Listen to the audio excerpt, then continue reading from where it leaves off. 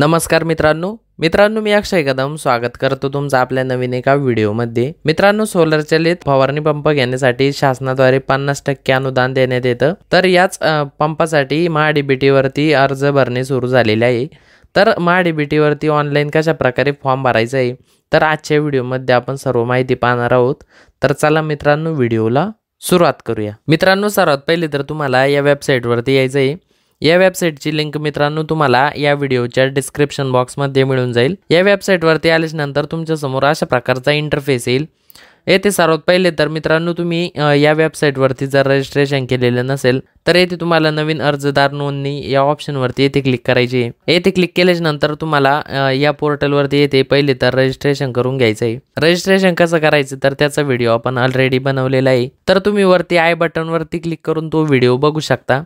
आणि येथे रजिस्ट्रेशन केल्यानंतर येथे तुम्हाला लॉग इन करण्यासाठी दोन ऑप्शन दाखवण्यात येईल। येथे सर्वात पहिले तर वापरकर्ता आयडी म्हणजे युजर आयडी आणि पासवर्डने तुम्ही येथे लॉग इन करू शकता, किंवा मग येथे आधार क्रमांक टाकून आणि OTP टाकून मग तुम्ही येथे लॉग इन करू शकता। तर मी येथे आधार क्रमांक टाकून येथे लॉग इन करत आहे। आधार क्रमांक टाकल्यानंतर मग येथे OTP या ऑप्शनला येथे सिलेक्ट करायचे आहे आणि OTP पाठवा या ऑप्शनवरती येथे क्लिक करायचे। त्यानंतर ओके वरती क्लिक करायचे। त्यानंतर आधार कार्डला जो पण मोबाईल नंबर लिंक असणार आहे तर त्या मोबाईल क्रमांकावरती एक OTP येईल।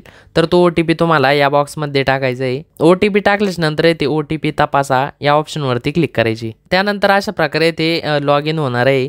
तर येथे सर्वात पहिले तर येथे अर्ज करा या ऑप्शनवरती येथे क्लिक करायची। त्यानंतर येथे तुम्हाला येथे वेगवेगळे ऑप्शन दाखवण्यात येईल।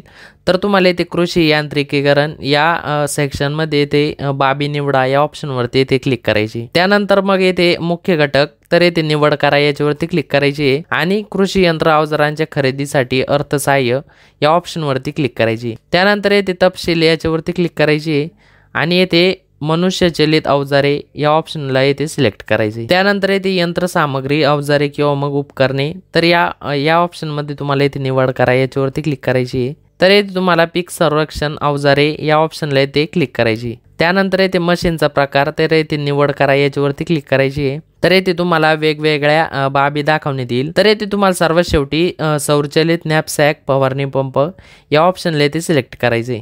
त्यानंतर या डिक्लेरेशन बॉक्सवरती येथे क्लिक करायचे। मी पूर्वसंमतीशिवाय कृषी यंत्र अवजारांची खरेदी करणार नाही। त्यानंतर जतन करा या ऑप्शनवरती येथे क्लिक करायचे। तर येथे घटक यशस्वीपणे अर्ज समाविष्ट केला आहे, आपणास आणखी घटक निवडायचे आहे का, अजून जर तुम्हाला काही वेगवेगळे घटक येथे ॲड करायचे असेल तर करू शकता। तर येथे मी नो वरती क्लिक करणार। त्यानंतर येथे अर्ज सादर करा या ऑप्शनवरती क्लिक करायची। तर येथे ओके वरती क्लिक करायची आणि पहा या ऑप्शनवरती क्लिक करायची। त्यानंतर येथे प्राधान्य क्रमांक द्यायचा आहे। तर येथे प्राधान्य क्रमांकाच्या खाली निवड करा या ऑप्शनवरती क्लिक करायची आणि 1 नंबरचा प्राधान्य क्रमांक येथे द्यायचा आहे। त्यानंतर या डिक्लेरेशन बॉक्सवरती क्लिक करून अर्ज सादर करा या ऑप्शनवरती क्लिक करायची। त्यानंतर येथे 23.60 रुपयाचे पेमेंट करायचे आहे। तर मेक पेमेंट या ऑप्शनवरती क्लिक करायची। त्यानंतर पेमेंट करण्यासाठी येथे वेगवेगळे ऑप्शन दाखवण्यात येईल। तर येथे क्रेडिट डेबिट कार्ड या ऑप्शनला सिलेक्ट करायचे आहे आणि येथे credit debit card master visa रुपये तर या ऑप्शनला येथे सिलेक्ट करायचे। त्यानंतर प्रोसीड फॉर पेमेंट या ऑप्शनवरती क्लिक करायची। त्यानंतर येथे QR या ऑप्शनला येथे सिलेक्ट करायचे आणि येथे सिलेक्ट युअर QR याच्यावरती क्लिक करून भीम UPI या ऑप्शनला सिलेक्ट करायचे आणि मेक पेमेंट या ऑप्शनवरती क्लिक करायची। त्यानंतर हा QR कोड गुगल पे किंवा मग फोनपे ॲपमध्ये स्कॅन करायचा आहे आणि 23.60 रुपयाचं पेमेंट तुम्हाला येथे करून घ्यायचं आहे। त्यानंतर येथे पेमेंट केल्यानंतर पेमेंट केल्याची पावती येथे येणार आहे।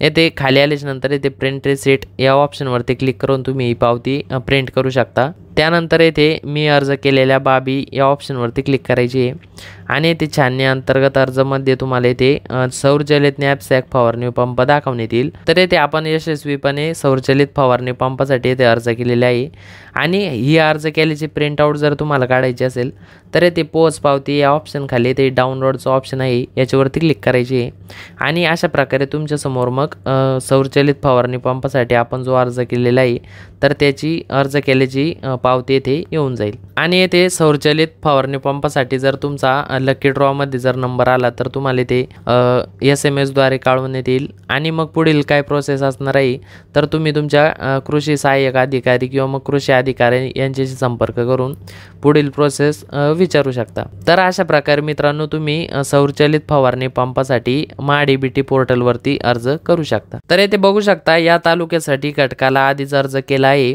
आपण एकाच तालुक्यासाठी समान घटक लागू करू शकत नाही। तर अशा प्रकारे जर तुम्हाला एरर आला तर येथे ओके वरती क्लिक करायची आहे। ओके वरती क्लिक केल्याच्या नंतर येथे मी अर्ज केलेल्या बाबी या ऑप्शन वरती क्लिक करायची। तर येथे बघू शकता छाननी अंतर्गत अर्ज मध्ये मनुष्यचलित अवजारे या घटकांतर्गत मी ऑलरेडी येथे फॉर्म भरलेला होता। बॅटरी संचलित फवारणी पंपासाठी येथे अर्ज केलेला होता।